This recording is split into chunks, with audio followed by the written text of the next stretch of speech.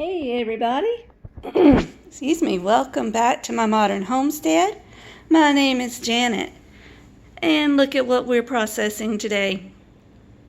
I didn't know my guys were out in the garden picking corn this morning, but they have picked this whole tote full of corn. It's not all of our corn, it's just some of it. So we've got to shuck it and blanch it and get it creamed for the freezer.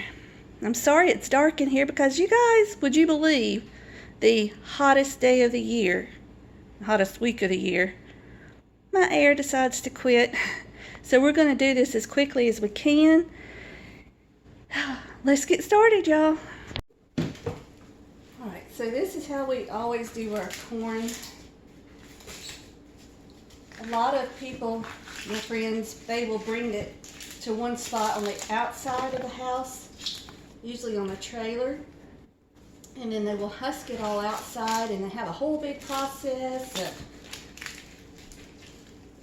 shucking it and then blanching it outside, putting it in the cold water, and then they take it inside to cream it or cut it, however they're going to do it. Anyway.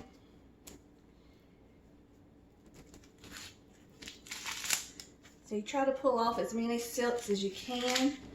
And my friends, they will actually rent a silker. It's a little machine they run the corn through. And this corn did not do as well as we had hoped between the weather and the late planting. And it's just been crazy around here, y'all. So you can see the top of that didn't get good and pollinated.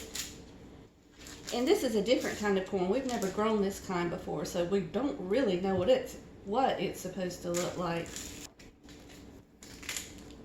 Just break the end off, and the corn is ready. So you just continue that for all the corn. I thought it was sweet. The guys went out there and picked it. I had told Bill I wasn't going in that corn because there's so much grass out there. I was afraid of snakes. But he and Jake went out there this morning before I ever came out and got dressed, and I was in here cleaning the stove and they walked in. I guess it's kind of appropriate. It's usually me and Melissa. We went by ourselves last year to someone else's corn patch and picked corn because a storm took our corn out last year. These ends that aren't any good, I'm just going to break them off. So sorry it's dark in here, y'all. We don't even want to turn the lights on.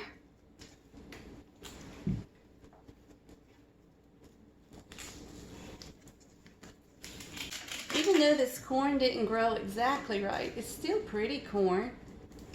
Sometimes the ends you can't break off. Watch out, baby. So I'll just take the knife and sling it on Alyssa. You missed it like 5 times. Oh well, who said I had good aim? What? It's right in front of you. Would you like to try?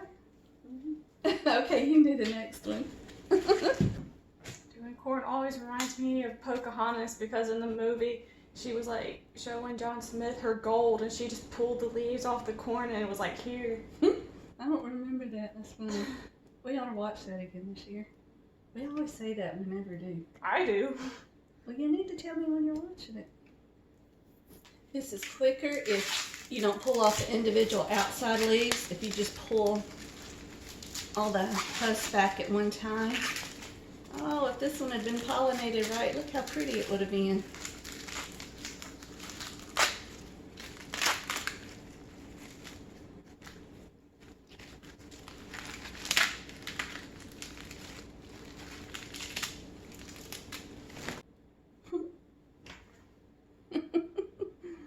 Did y'all know you can eat corn right off the stalk?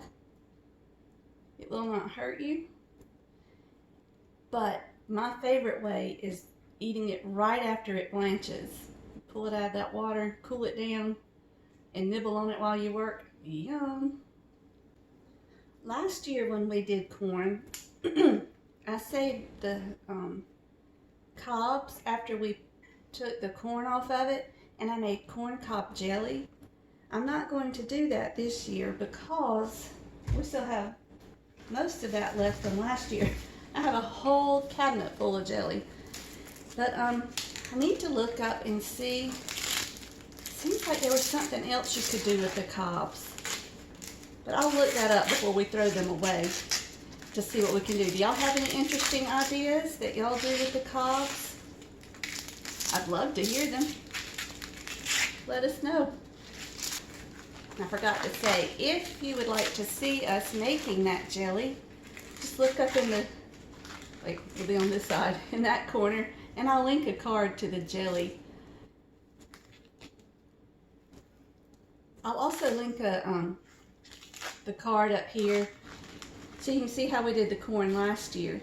This corn is a lot nicer in the fact that so far we've not run into any worms. Last year, you remember all those worms?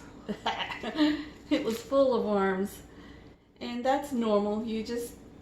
That's when you use the knife really to cut the end off where the worm is, or cut out any bad spot where the worm has chewed. It's gross, but it doesn't hurt you as long as you get it out. I mean, I wonder if you could eat it. Ew.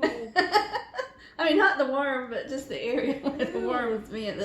Who would want to? But gross. Just never mind. My honey's the hero. He got in touch with someone who can fix our air conditioner today, or at least come look at it. Let's just pray he can fix it. So we won't be in the heat all day, hopefully. Little baby cob. Keep your corn to yourself. I think Alyssa's got the prettiest ear yet. I'm pretty sure this is what the corn is supposed to look like. Can you hold it up there where they see? Hold it a little bit closer.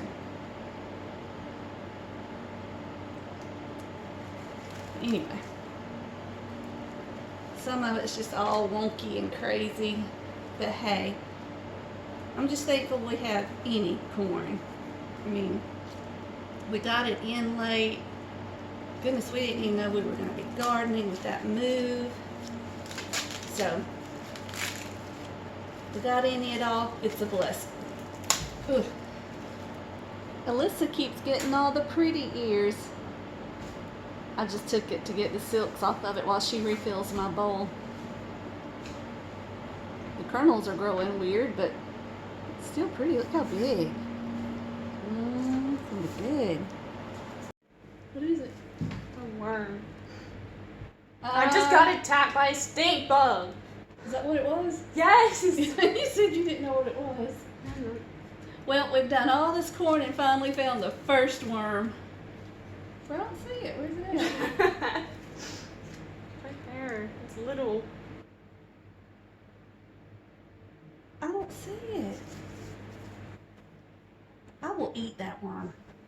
Please do. Rat. No, I take that back. That's the second worm, but the first one was not down on the cob. It was just up in the silk sticking out of the husk. He's a little baby. Couldn't even see it. The camera won't focus. I can't see it either. Hey, Alyssa. I got a riddle for you. You ready? Yeah. How do you turn corn into bacon? I don't know. Do y'all know how you turn corn into bacon? It's really easy. You feed pig ears. These are what we call pig ears. They are ears of corn that didn't develop well, didn't get pollinated on the ends or around the cob really well. But it's also ends of corn that you pop off that didn't get pollinated well. So these are our pig ears. If you give pig ears, excuse me, if you give pigs pig ears, it turns into bacon.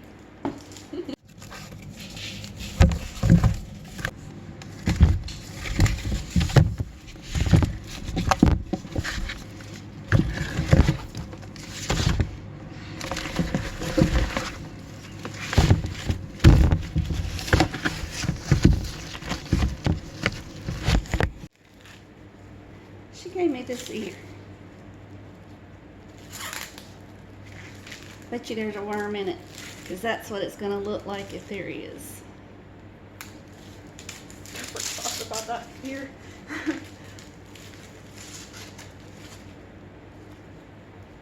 There it is. Y'all, I'm so pleased with this year's corn. The last few years, our corn, which hasn't been our corn, but the corn we've gotten has been eaten up with worms. That makes the third one we have found, but the corn cobs are not affected. It's like they're on the silks and they're little. Ooh. Gonna knock me out.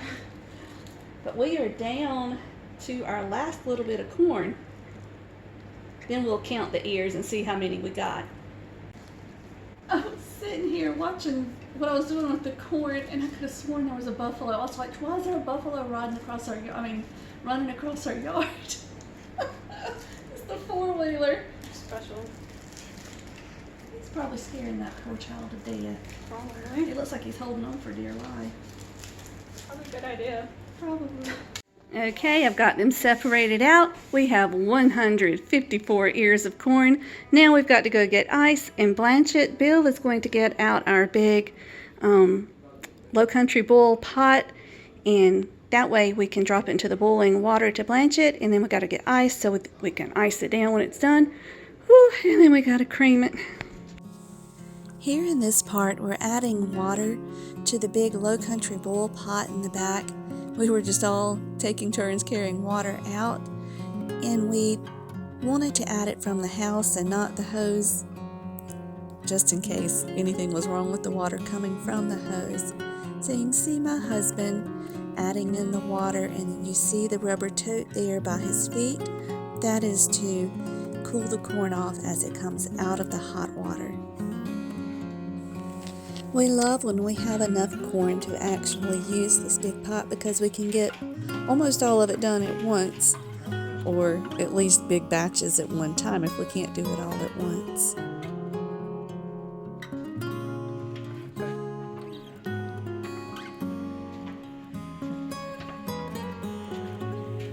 When the water is boiling, we drop the pan or the insert down into the big pot and just let it boil for 4 minutes.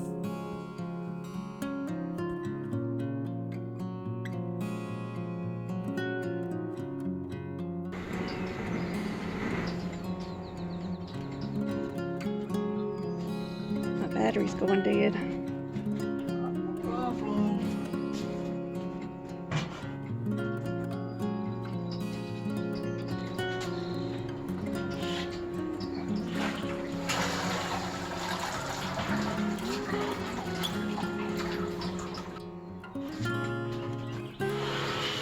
And now we're ready to drop the corn down into the cold water to stop the blanching.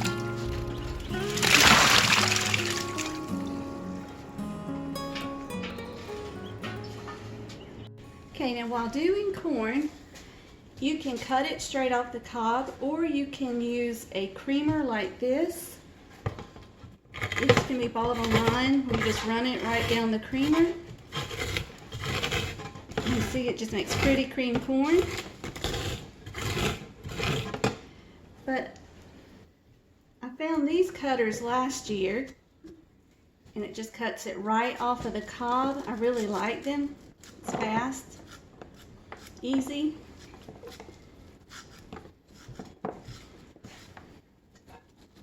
And if you don't cut real close, you can go take the cob and run it over this long creamer if you would like.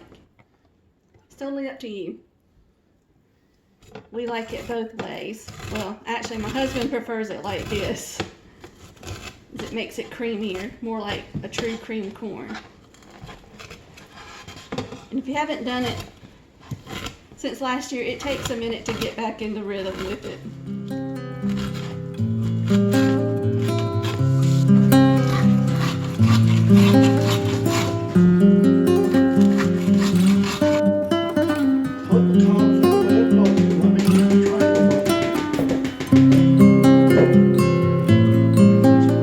Triangle?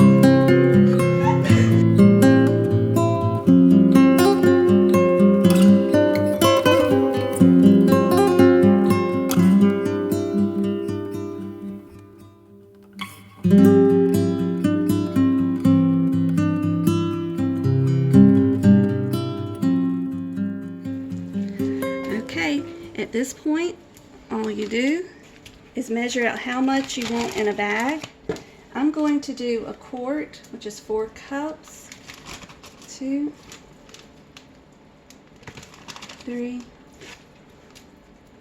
and 4.